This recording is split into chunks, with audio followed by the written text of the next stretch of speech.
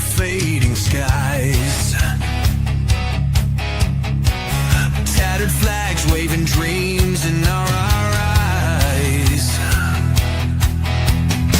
The crowds roar like a storm on the wind. We're the underdogs fighting again.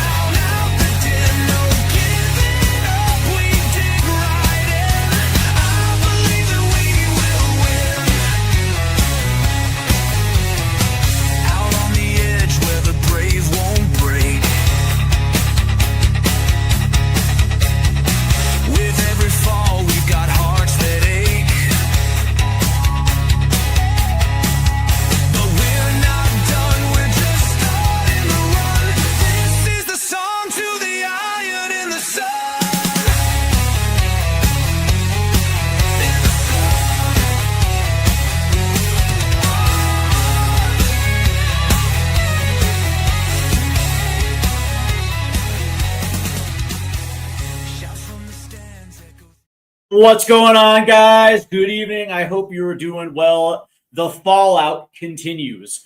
Good God.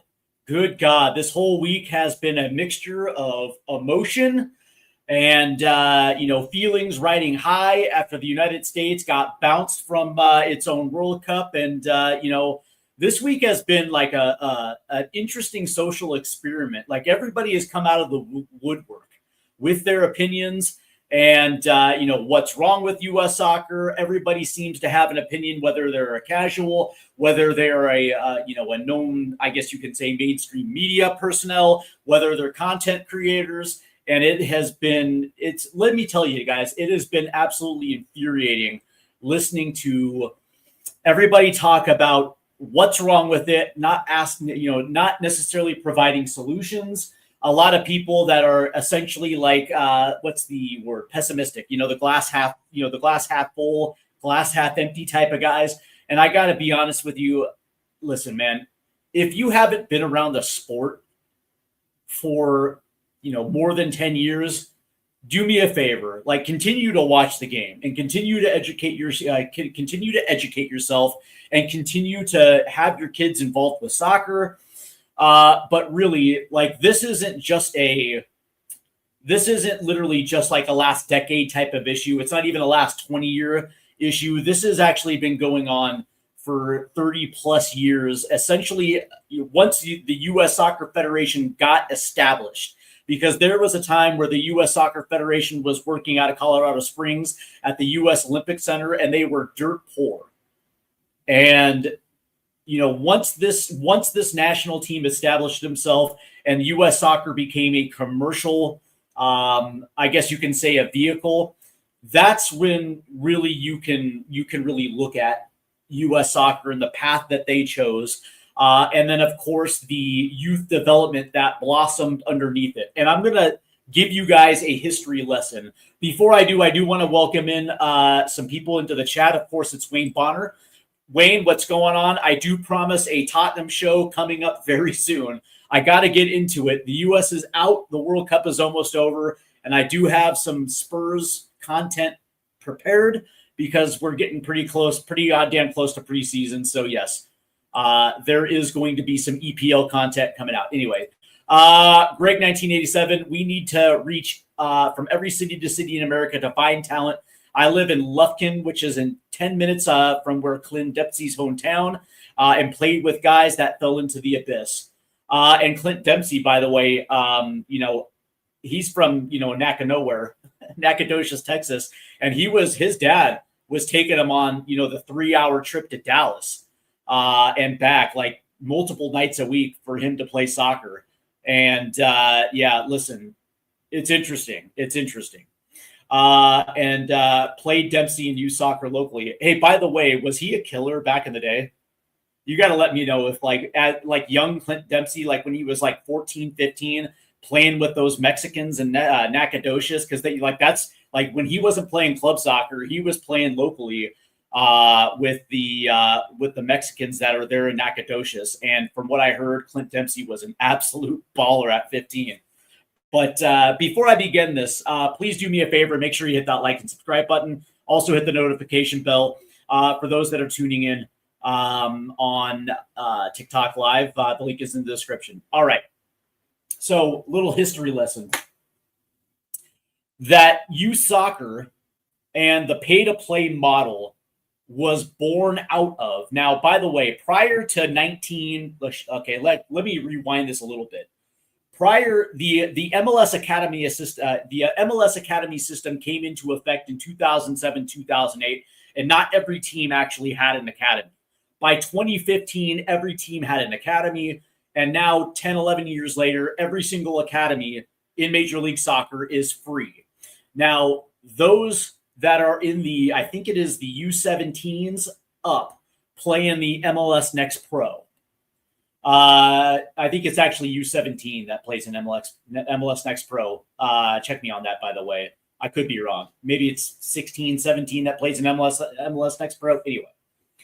But prior to that, there was not an academy structure in the United States. There was local Little League, the equivalent to what Little League soccer is, which is rec. There was rec soccer. I played rec soccer as a kid. So did all my friends. And like literally to play rec soccer, it was like $50 a year. And you got like some little cheesy, shirt, and that was it, right? But we had rec soccer. And really for the most part, you had church leagues, rec soccer, YMCA soccer. And then if you got older, then you matriculated into school and you played high school soccer. And then if you're good enough, you went off to college. And forever and a day, that was the feeder system into professional soccer leagues, starting in the 1970s with the NASL, because they used to have the soccer drafts. And then, of course, Major League Soccer also has the super drafts, but also prior to Major League Soccer, those that were coming out were playing semi-pro in the APSL, the WSL, the A-League, for those guys that were old enough to remember the A-League. And then, of course, when the USL came into existence, they would be doing the exact same thing. And forever, that was, I guess you can say, the feeder system into professional soccer. But it was in the 90s when AAU started taking off in baseball and basketball, and you really started seeing the money that was being produced. And by the way, in this country, for those that are tuning in across the pond, or if you guys are tuning in from South America, AAU became, took off like a rocket ship. And what ended up happening was you would have these travel teams that would play in these tournaments. And what ended up happening was you would have shoe companies, Nike, Adidas, Fila, that would sponsor these high-profile tournaments. And eventually what ended up happening was college coaches would start coming down from wherever these tournaments would be. Like if it was on the West Coast, I grew up in Seattle. And I remember going to an AAU tournament, and I would see both of our major universities' head coaches at this tournament.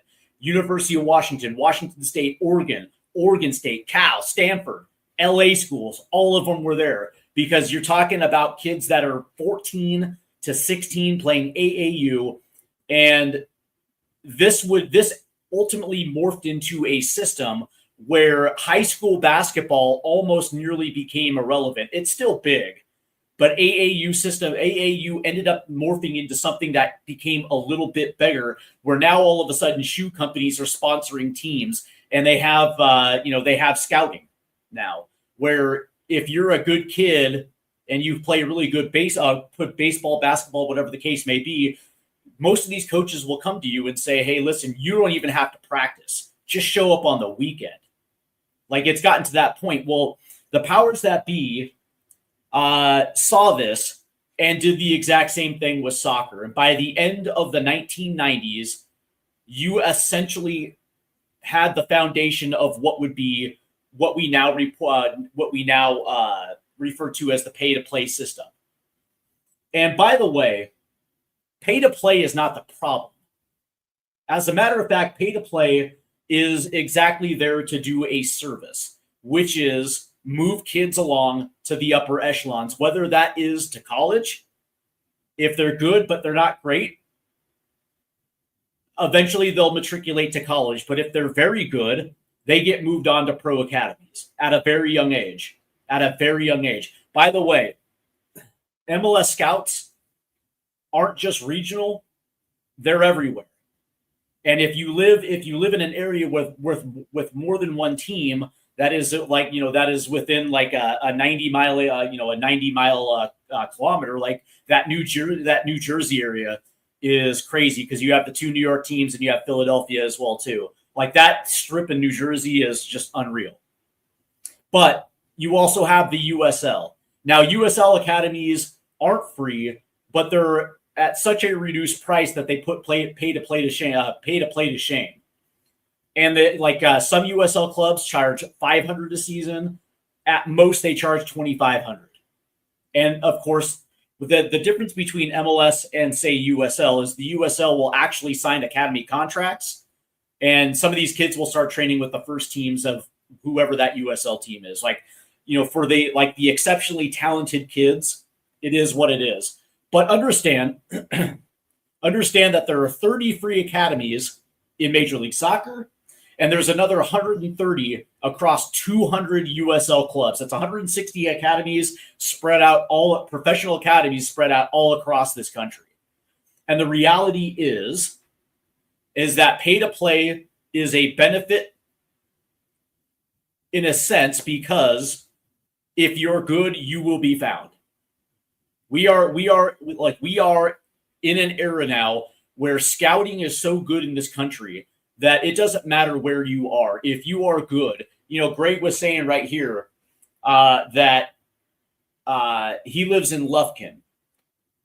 And if you're a kid from Lufkin these days and you have to matriculate to Dallas, as much as that's a little bit of a burden, the scouting network is going to find you.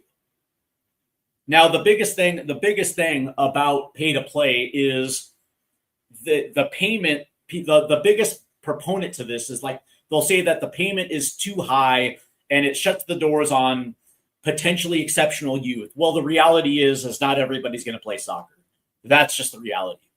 I hate to say it. We live in a country that is sports dominated, and it just is what it is. I don't want to be the one to say it. It's like if you line up 100 kids of any nationality, any race, any color, whatever the case may be, if you line up 100 kids, maybe 10 of them are going to take soccer. Maybe. The rest are going to play baseball, basketball, football. You might even get a couple playing hockey. But the reality is we're not at that level yet where 50 out of 100 will take soccer. But at the same time, it is a feeder system into professional academies. And for the rest that can't afford it, there still is rec league soccer. There's still YMCA soccer. There's still church league soccer. And by the way, a lot of these pay to play academies, these traveling club teams do have scholarships. Here in my county, here in Central Michigan, I know of 8. And like seven of them have, at each age level, have like 5 scholarships available for families that necessarily can't afford it because they make so much money they're able to do it. Now that's probably not the same in your state, your area, whatever the case may be, but there are different avenues still. And oh, by the way, there's still high school and there's still college. And even though college is now considered like a dinosaur, the reality still is that there are still plenty of players that are still coming through the college ranks. Maybe not as much as they were 25 years ago, but the reality is it's still an avenue. How long has pay-to-play been around? The genesis of this is in the 1990s when the powers that be realized that they can absolutely make money by setting up local travel club teams. That's when the AAU boom took off in the 90s. That's when pay-to-play in soccer came to be. But understand that pay-to-play is not the problem in U.S. soccer. Because as of right now, with the structure that is in place, okay, we are bringing some very high-class young kids through MLS academies. Some very high-class kids that are sometimes matriculating to first teams. Oftentimes than not, they're being sold before they even hit first teams. And it's not just at the Major League Soccer level. It's also the USL level as well, too.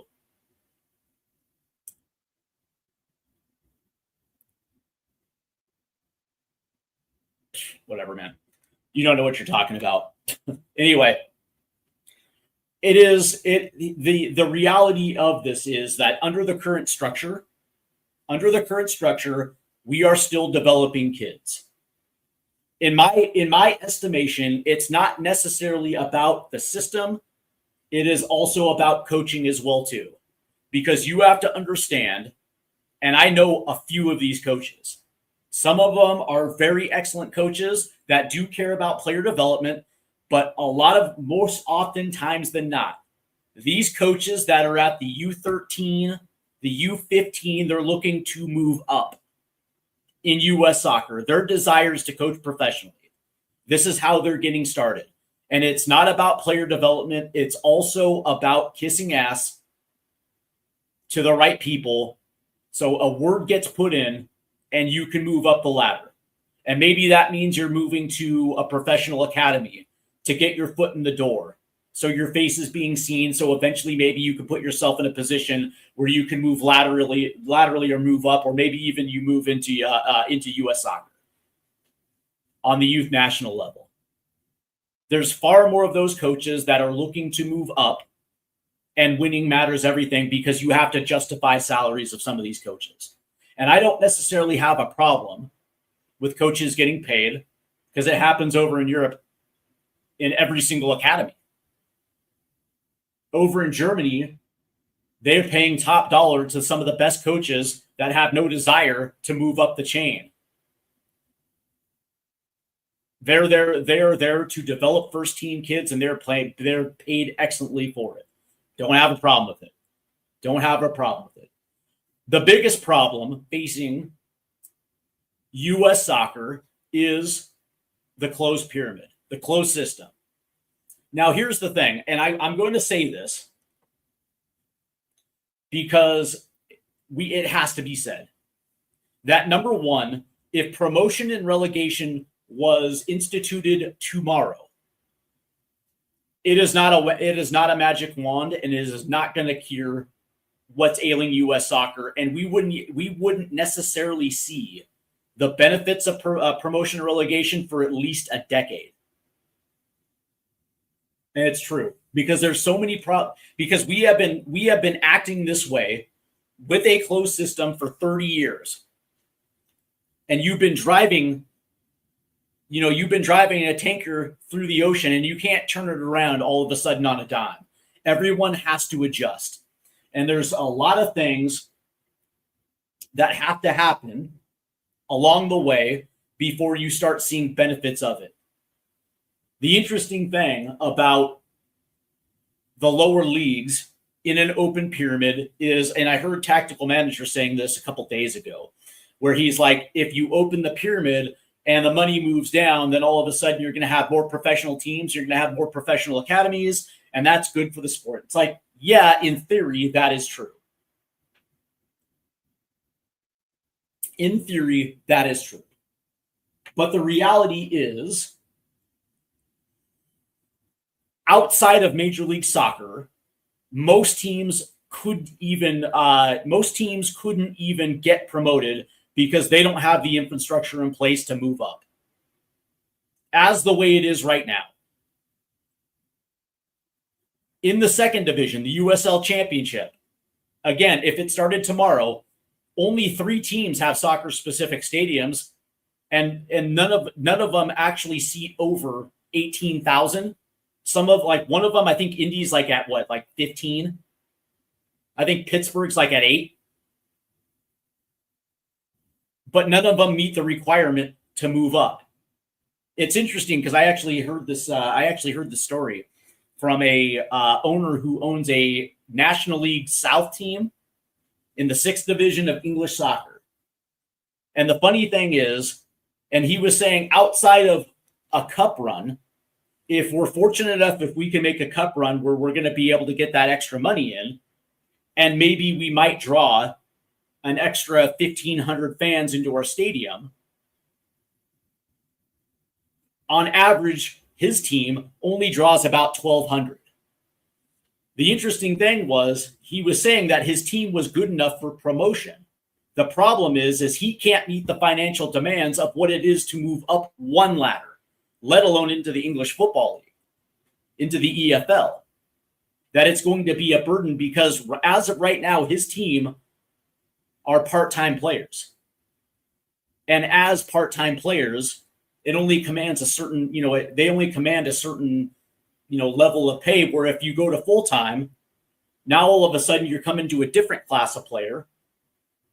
And then you have your travel expenses and some of these other things. But at the same time, he's in the non-league. There is no TV revenue. And where he's at in England, it's not necessarily viable for commercial sponsorship. And so he's operating on a very small budget. And if he goes up, it's going to be such a financial burden because his fan base is his fan base. So you would have to draw more fans until you get to the football league, until you get those solidarity payments, or if something should happen where the EFL renegotiates with the Premier League and all of a sudden it goes below the 4th, those solidarity payments go below the 4th division. And that's what's facing US soccer, is that with promotion and relegation, and by the way, I'm for promotion and relegation because I actually think that business-wise, it would be so beneficial for US soccer. For Major League Soccer, for USL, whatever the case may be, competition is good for business. But it's going to take forever for the lower leagues in this country to get the proper infrastructure in place where they can actually facilitate the need for a free academy. It sounds great when you say it. It sounds great when you say it. But the reality is quite simple, that in the USL Championship, you have maybe 2 or 3 teams that have soccer-specific stadiums, and they're great for the USL because they're able to meet the demand in that town. And they do, and they're able to be successful within the scope of what their budget is, and all that's great. But when you get out of those 2 or 3 teams that have soccer-specific stadiums, most everybody plays in a minor league baseball park. The Tampa Bay Rowdies play in a minor league baseball park. El Paso plays at a minor league baseball park. Phoenix plays in a minor league baseball park. It's actually kind of funny. And none of these teams are ready to make the jump into Major League Soccer, into the first division, because they don't even qualify for first division status. How are they going to meet the demand? But also, the money comes from the top, right? So I'll give you a good example. The Premier League, which is considered the best league in the world, their television revenue is £7 billion. $7 billion. And I think the EFL gets a 20% cut that is distributed down into the all the way through League Two. And I think it's something like 10 million for the championship per team. And then as it goes to League One, then it's like 5. And then League Two is like what, 3, 4, something like that. And most of that is to offset the costs. But for the most part, because of their salaries, because of their PSR rules, they're not allowed to spend crazy ass amounts of money. Everything is drive for sustainability. But for those that are in the football league, those, especially if you're in League Two, that solidarity payment is just there to offset your cost. It's not necessarily there to help you, build a new stand. What's $4 million going to do when something costs you potentially 20? You know what I mean? And that is something that is facing U.S. soccer, that especially with promotion and relegation, is that, for instance, let's say that Major League Soccer is, let's say their TV deal is worth $500 million, which is not bad. If you compare it to European leagues, it would sit fourth. I think it would be right ahead of French League One. But, England, Germany, Italy would be ahead of them. Of that, maybe the second through fourth division in U.S. soccer would get like 15% of that. But you're talking like second division might get like $5 million per team, and then it decreases as you go down the ladder. But if you're sitting in USL League 2 and you're trying to figure out a way to not only build a team that's going to be competitive enough to get promotion without overextending yourself, while still being able to draw fans that's going to allow you to cover yourself, and then you have to it's the exact same realization of moving up, and then all of a sudden you're in a different category now where players are going to be a little bit more expensive, and then you have to do it over again, but you're still only making this. Your solidarity payment might go up a little bit, but it's not going to be life-changing. And that's to me, that is the biggest problem. That's the biggest problem. It's going to take a lot of investment in order for the lower leagues to be able to be viable enough for promotion. Everybody thinks that if promotion and relegation was put into place in the United States, that teams would just spend crazy. And it's like, no, they wouldn't. They wouldn't. You would have some teams that would spend, but their commercial revenue allows them to do it. But for everybody else, not at all. They're going to be on the strictest of budgets, because if they know that they have to build something, it's going to take at least a couple years to plan. They have to get funding for it. So their first team is going to be bare bones. As a matter of fact, they probably get relegated. They would get relegated before they would ever get promoted. And then there's also the issue with second, third, and fourth division players in this country that, I hate to say it, are probably not good enough for promotion yet. Let's just be perfectly honest. You would have a lot of teams that would rely on their academies for first division players. You'd see a lot of those players getting sold because, again, it's a mode of profit. And we wouldn't see the actual benefit of promotion relegation until 10, possibly even 20 years down the road. Now, I know it sounds crazy, but personally, I think it would be better. It would be better, but there would be growing pains along the way. Now, the good news is that USL is adopting promotion and relegation. They're set to launch their first division team in 27-28. And it's going to be within, for at least the first 5 to 10 years, it's only going to be within USL if it works.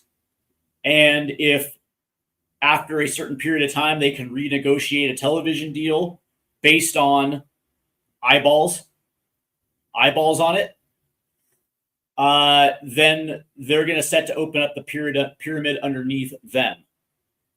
And if it is successful, then, Major League Soccer's got a big problem. It's got a really big problem. Let's see.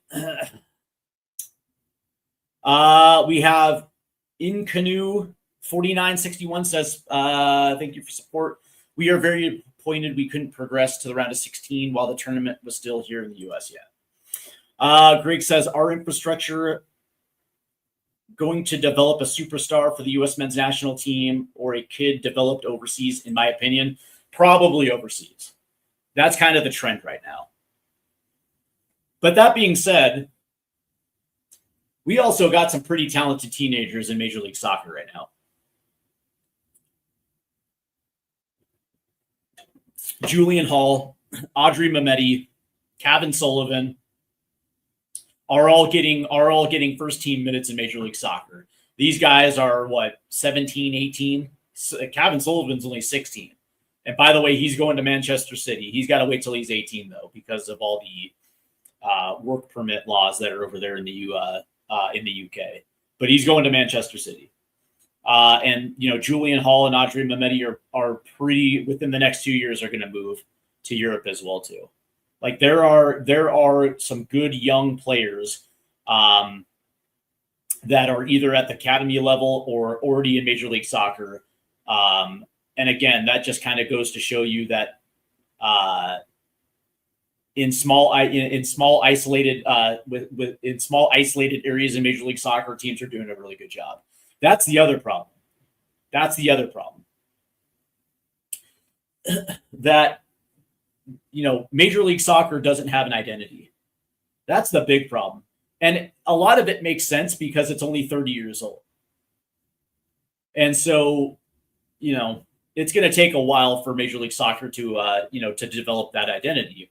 But what do you want to be? Do you want to be a sellers league? Because you've got every team has a free academy. Every team has a scouting department, but not every team has good coaching and not every team actually funds their scouting department. You have some teams that are more interested in buying DP players and TAM level players, selling tickets, selling shirts, selling jerseys, selling kits, whatever, and being commercially viable. They are in the business of making money. And that is the way that they want to make money. They want to have a waiting list for their season tickets. And fair enough. If that's the way they want to operate, you have teams like the New York Red Bulls, Philadelphia Union, FC Dallas, Real Salt Lake, Seattle. They do a very good job of graduating academy products, giving them first team minutes, and then moving them on. Seattle has done a couple already. Obed Vargas, Reed Baker Whiting, Georgie Minogo all came from academy and already have moved on. They have this young kid that they actually bought from Cincinnati's youth academy who's actually trialing in Germany right now, and he's about to leave as well too. We need to beg Qatar for the funds. That's funny. Like they do in France and England. That's actually pretty funny. Let's see. You must build on holding a fantastic World Cup and invest in U.S. soccer. With the right investment, you can produce it. Yeah, the interesting thing is that at the Major League Soccer level, there's been tremendous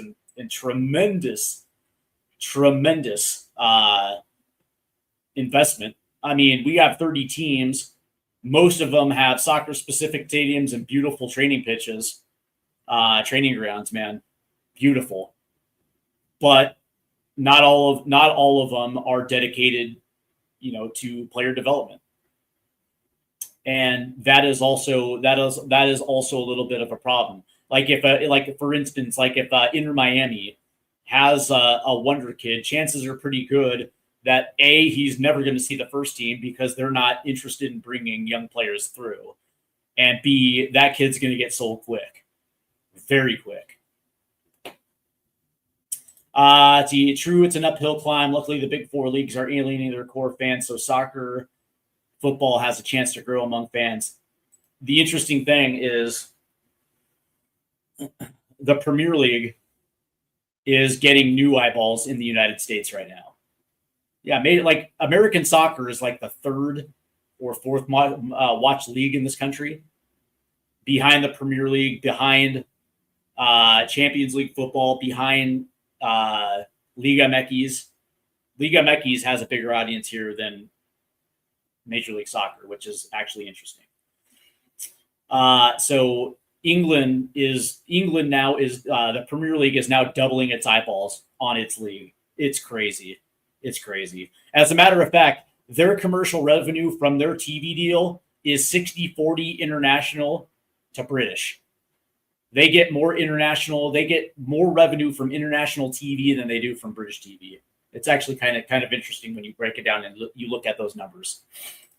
Let's see. I love the Red Bull connection. It's a getaway to Europe. I'd be more of that partnership with MLS to Europe. I would agree. The quicker that we could graduate our best young youth and get them over to Europe as quick as possible, I'm 100% for that. It's the same problem the Brazilian league has. Don't the best players play in Europe, play European style so they can play in Europe? I'm not really familiar with the Brazilian Primera. I know a little bit about it, but it's not something that I'm 100% on.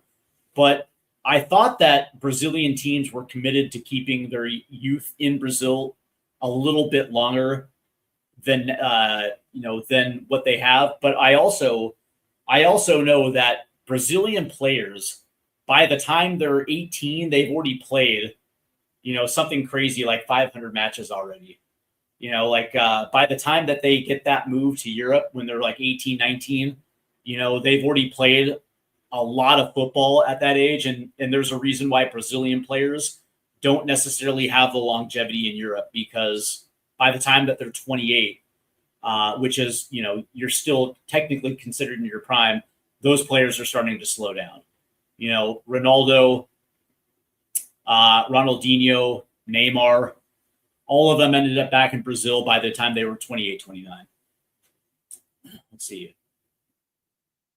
We all want the host to do well without them beating England, obviously. I still think the World Cup final will be France and Spain. France has the best attack, and Spain has yet to concede a goal. Yeah, those are great teams. And by the way, I watched Spain-Morocco today. It looked like a tiger playing with its food. It's crazy. No worries. I only know a little from tactical. It's okay. Yeah, Tack is all right. I don't mind him. I think he's great. Hello from Germany. Good to see you.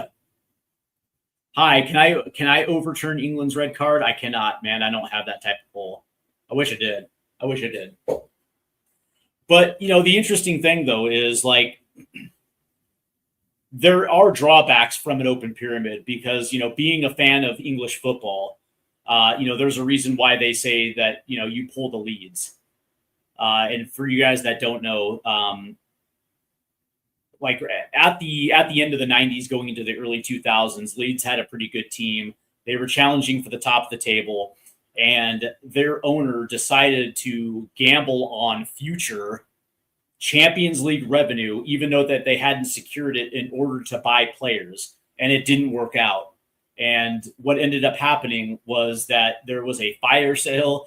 Leeds ends up going down, and they damn near got liquidated. There are plenty of stories in England. I think what was it? Barry went insolvent. How many teams go into administration because they had overzealous owners that were spending above what their revenue suggests? You know what I mean? That is also another drawback to the open system. Would I like maybe an open system where there was a universal cap across all divisions that was relative to the revenue in which they draw, acting as, I guess you can say, a PSR, except, it's a legit cap. I can see something like that happening. If you move up, then your cap goes up. That would be something that would be interesting. Question I have is, why aren't we developing talent like France? What are we doing wrong, sir? Well,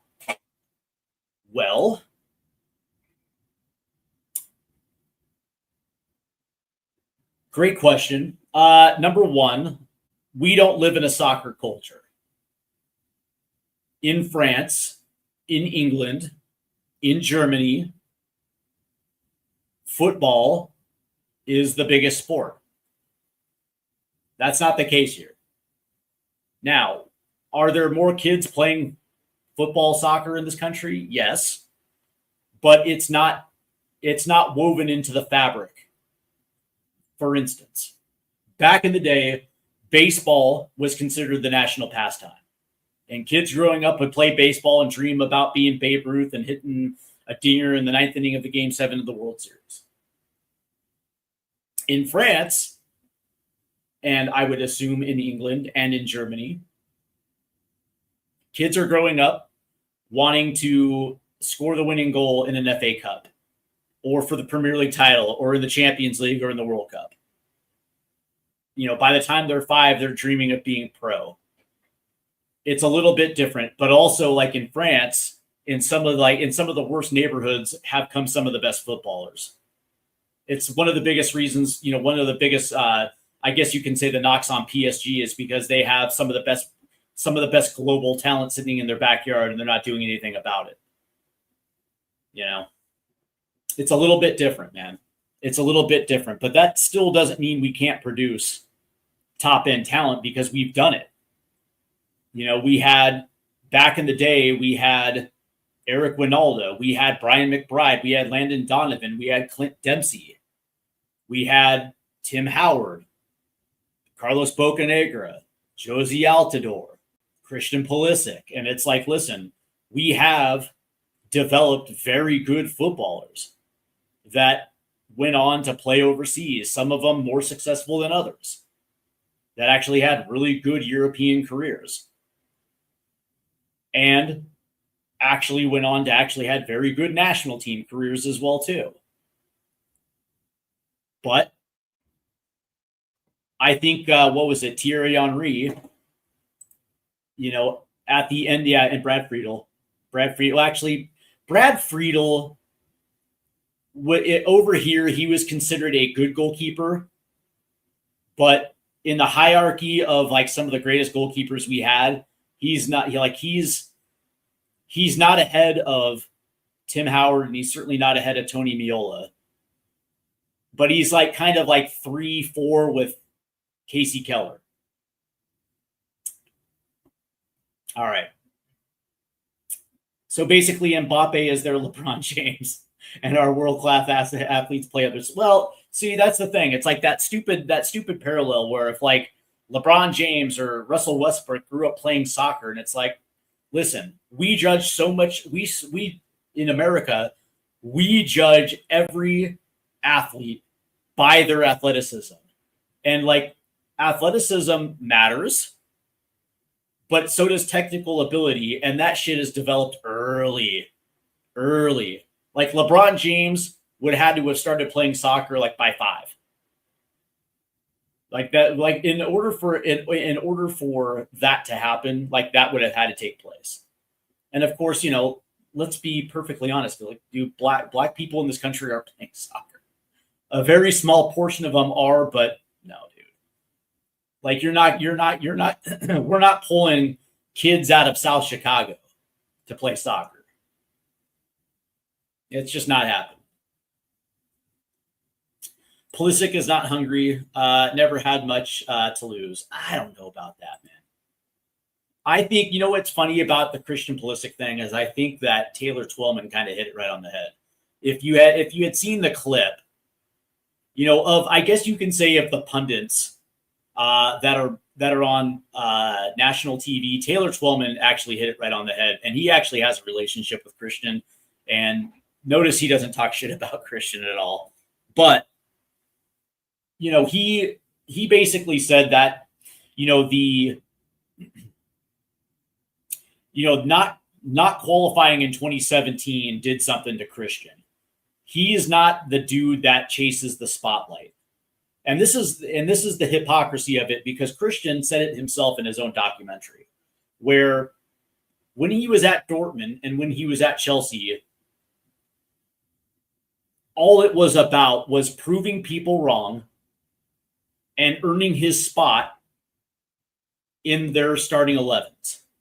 That's what it was about. He talked about the American bias over in Europe, where if you had three people lined up and they were the exact same skill set, but one was English, one was Italian, and then one was American, most coaches would take the English and the Italian dude over the American guy, all because of perception. But when we saw Christian Pulisic at his best, he was playing with an edge, because at Dortmund, he had to prove people wrong. At Chelsea, they switched coaches every single year, and it was exactly the same thing that Dempsey went through at Fulham, where every single year he would finish the year as a starter, a new coach would come in, and all of a sudden he was relegated to the bench, and he would start that process over again, where he would have to work his way into the first team. He had to work his way into the starting 11. So what we saw was a young, driven, hungry Christian Pulisic. And also when it came to the national team, we also saw his best play with the national team as well too. But if you remember back to his Dortmund and you remember back to his Chelsea days, he was never the star. He was always like the third scoring option. And he was a very good scoring option, by the way. Like, he scored a lot of goals at Chelsea, even won a Champions League. But it was that hunger and that drive that propelled him. But once he got to Milan, he became a star. And he didn't have to worry about fighting again for his starting spot, because they paid him like a star. His salary guaranteed that he was going to be a starter week in and week out. His commercial sponsorships. I mean, dude makes $25 million a year just on his commercial sponsorships. But with that comes the spotlight. Like, you can't have it both ways, Christian. Right? You can't not be the I'm not Captain America and I don't want the spotlight, but that's exactly what you grinded since you were essentially 10 years old. That's what he like, that insane grind that he was on to get to Milan. You can't then be like, nah, I don't want the spotlight. It's like, what do you mean? That's exactly what you worked for. Like you're talking about how you want to inspire kids, and it's like, yeah, that all of that comes with the spotlight. You can't just say no to it. But that's what he wants, man. He wants to be the Robin to Batman. He doesn't want to be Batman. Okay, cool, man. Cool. Very cool. Me personally, I think he should go back to Dortmund. I actually think that was the perfect level for him. I think the environment was good for him. Let's see. That was my problem. I started soccer at 12, and they told me I was old. This was in 1984. That's funny. Let's see. England have their work cut out against Norway. They meet Spain if they progress to decide who meets the final. I got France and England. What's interesting about it is, like, the funny thing is there's a lot of guys that came to Christian's defense. And the thing about it was, and mind you, I've defended Christian forever, because we kind of do that with our important players. We have this thing in the United States where under no circumstances are you going to talk shit about our best players. And back in the day, that was Landon and that was Clint. That was Josie for me. And now it's Christian. But here's the thing, right? Like, if you want to be considered on that Mount Rushmore of the greatest U.S. soccer players, it is forged in one tournament, and that is the World Cup. It is forged in that tournament. Landon Donovan came out with a bang in that 2002 World Cup. He was voted best young player of the tournament. He had unbelievable moments in that tournament. Clint Dempsey comes on the scene 4 years later, gets his first goal, has an unbelievable 2009, 2010, has an unbelievable 2014. We all remember it. Christian Pulisic has been good in the Nations League. He's been good in friendlies, and he's been great in World Cup qualifiers, but in the major tournaments that we've seen him in, 2 World Cups, 1 Copa America. Combined, I think he's only managed to score 2 goals in those 3 big tournaments, like 2 goals and 2 assists in those three major tournaments, including 1 at home. And I think it was I think I heard it today. It was 3 out of his last 5 World Cup games he's gone off injured. And it's like, listen, for the national team, he has had very good moments, but they have not been on the biggest stage. Like, this was supposed to be the crowning moment for Christian Pulisic. Like, it was a home World Cup, and then, he acts like it's just another tournament. And then, it wasn't a good look. That interview, it wasn't a good look. I'll just say that. Whoever's whispering in his ear, man, it's not the way to go. And by the way, man, I love Christian, and by the way, if he stays in Europe and handles his business for his next 3 years, he's going to be on the 2030 team. There is no way that the U.S. Soccer Federation or any coach that is handling this next cycle is going to leave him off if he's balling out in Europe and he's still playing at a high level. That's not going to happen. This isn't going to be Landon Donovan 2014, where he's left off the World Cup roster. Let's see. I like Christian because I grew up watching his dad, Mark, play indoor. Yeah, that's right. Mark did play. Because Landon came from humble beginnings. He was raised by a single mom making less than $40K a year, raising 3 children. Donovan was just that guy because he had everything to lose. Yeah, in a lot of senses. In a lot of cases, that's true. Nateski's in the house. What's up, Nateski? RIFC-TID, Rhode Island FC till I die, baby. Let's see. Everyone is joking that FIFA is cheering for Messi and trying to help him out. Well, it wouldn't be out of the realm of possibility for FIFA to help somebody out.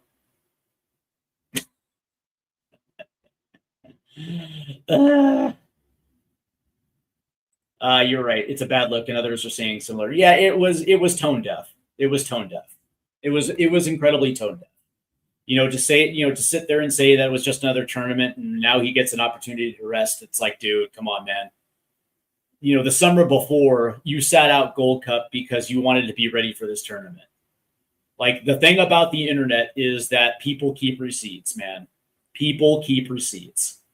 And it's not something that it's not something people forget, man. I actually didn't see the Egypt game, so yeah, I was at work, man.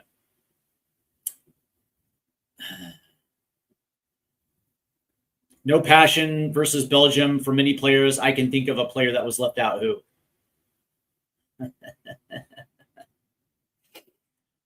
But I'm going to finish this up by saying that, excuse me, I beg your pardon. I want to finish this up by saying that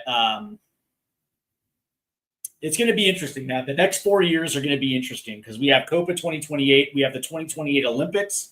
And by the way, the U.S. Soccer Federation just announced today they hired Steve Cherundolo, former U.S. men's national team player, former LAFC head coach, is now going to be in charge of the U23s heading into the 2028 Olympics. Okay. We still haven't heard any word about whether Pochettino is going to leave or if he's going to resign. Personally, I would like to see another 4 years of Pochettino because I want to see what the pool looks like under Pochettino, because I have a feeling he's going to weed out a lot of these dudes that wilted under pressure. I have a feeling that he's going to keep some. But when you look at the youth internationals that are going to be pushing into the senior national team over the course of the next 4 years, it is a talented group of youngsters that have an opportunity to reshape the identity of the U.S. men's national team and maybe bring back some of its grit. One of the things that I think the interesting thing about this World Cup was, on the one hand, I think that we were able to achieve some firsts, which is nice. But ultimately, going out the way that we went out, I think one of the biggest things for me is that this team lacked some sandpaper, lacked a little grit. And it's a far cry from the days of yore when this team was very structurally sound in the back end. Like we didn't give up cheap goals. We weren't the greatest attacking team in the world. We had some talent getting forward, but our identity was always solid defensively. And we fought like hell every single time we went on the pitch. So I think that Pochettino would like to get back to that. I would like to see Pochettino for another 4 years. But that being said, if the U.S. turned to a domestic coach, I really do hope it's Brian Schmetzer. I think he's ready for the national team job. He's won every single goddamn trophy there is to win in the United States. 3 U.S. Open Cups, 2 MLS Cups, a Supporter Shield, a CONCACAF Champions League Cup, and of course last year the Leagues Cup. He's won every piece of silverware there is to win in this country. Dude is a serial winner, and he's also the one domestic coach that won't put up with shit from U.S. soccer. The thing with BJ Callahan is, as much as I like BJ, and people are like, well, he was the interim and we played great under BJ. It's like, yeah, but is BJ going to be a yes man? Don't know. I don't know. Bro, that he was going to be the guy at Hanover, not so fast. Yeah, I hear you.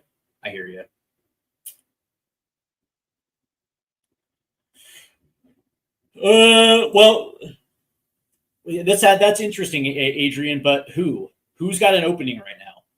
Heading into training camp, which teams have openings right now? That's the thing, right? Like the teams that he wants to coach are vacant. I personally believe that he wants to go back to Spurs. Unfortunately, the job's not going to be open for at least 2 years, if not longer. And if the U.S. Soccer Federation are going to give him $20 million over 4 years, it might be worth it to hang around for another 4 years until the job that he wants is going to be available. Without wishing USA harsh, you get to yeah. I know, Adrian. I know. What's up, Michael from Ireland? I heard things aren't great over in Ireland right now. Hey, but Conor McGregor's fighting coming up. So there's that, the coke fiend Conor McGregor. But it's interesting. I don't want to put the cart before the horse, because the first domino that has to fall is the head coach. We have to find out exactly who that head coach is going to be, and then from there, we can start connecting the dots. Let's see. Oh, really? We hate McGregor in Ireland, really? I remember back like in 2016, man, the entire island was in Las Vegas for Conor McGregor fights. But I guess that kind of happens when you kind of reveal yourself to be a piece of shit. Poch would be an idiot to leave. He has a chance to rebuild a team, which is one of his strengths. Yeah, that's what I'm saying. It's like he's a very good team builder. He's a very good man manager, but he's also the type of guy that can build the environment. And that's kind of what I like about him. Not to mention the fact that I just want to see what he's going to do with this next cycle. The thing about it is, he was hired to win with this golden generation, right? He wasn't hired to streamline the youth process to the first team. He wasn't here to recruit dual nats. He was here because U.S. Soccer said, hey, we got this golden generation. We have a home World Cup coming up. So here's $6 million a year. And let's see if we can make history at a home World Cup. And we got to where we always get, the round of 16. Now, I wouldn't sit here and say that it's on Pochettino, because I think Pochettino got this team playing beautiful soccer. But ultimately he's the one that's going to be held responsible. Let's see. Trusty should have played over Ream. 100%. 100%. Eden Terzic is available. That's funny. That's funny, guys. That's funny. But we'll see what happens. That's going to be the next domino. But tonight I wanted to come in and talk a little bit about pay for play and promotion and relegation, because, you know, at the end of the day, if Major League Soccer continues to be a closed league, there is still a few things they can do to raise the level of competition. And I think that's what most everybody wants. Usually when you get down to it and you strip away the virtue signaling, you strip away the grandstanding, what everybody wants is a level of competition that's better than it is right now. And Major League Soccer can do that by raising the salary cap to a number that is going to allow teams the flexibility to build out rosters correctly. That opens the door to Europe, but also gives them, you know, the flexibility to finance their academies to, you know, to get younger players through maybe a little bit more quickly. That would certainly help. That would certainly help. I don't know if that's going to happen though, but we have a new CBA coming, so you never know. You never know. Pochettino might have to wait a season before getting a top job. My reasoning is that based on the fact that only one of Chelsea, Arsenal, Liverpool, Man United, Man City can win the Premier League. Here's the thing, Adrian. I really do think that he wants to go back to Spurs. I think that is the thing that he wants to run back the most. And he lives in London. And I think he would be willing to be willing to wait it out another 4 years before that job opens up. This time around, the timing was just bad because, you know, he was focused on a World Cup and the timing was just bad. And Spurs were in a relegation fight and they needed somebody to navigate them out of that relegation scrap. And they hired De Zerbi and they paid a premium to get De Zerbi. So they're locked into De Zerbi for at least 2 years, if not longer. So we'll see how that plays out. All right, guys, that's going to do it for me. Yeah, of course he wants the Tottenham job. He was there for 5 years and got to a Champions League final and didn't get over the top. And he wanted investment and didn't get it, and he ultimately got fired for it. He wants to run it back. He's got a soft spot for Spurs, as everybody should on this channel. Everybody should have a soft spot for Spurs. As a matter of fact, go buy tickets. I'm just playing around. What you can do is hit that like and subscribe button and also hit that notification bell and show the channel some love. All right, guys, you guys take care. Enjoy your Thursday night. I will be back this weekend with some more World Cup watch along, and I'll get into my World Cup recap as well too. So a lot of stuff's going on the channel. So please do me a favor, make sure you hit that like and subscribe button. All right, guys, take care.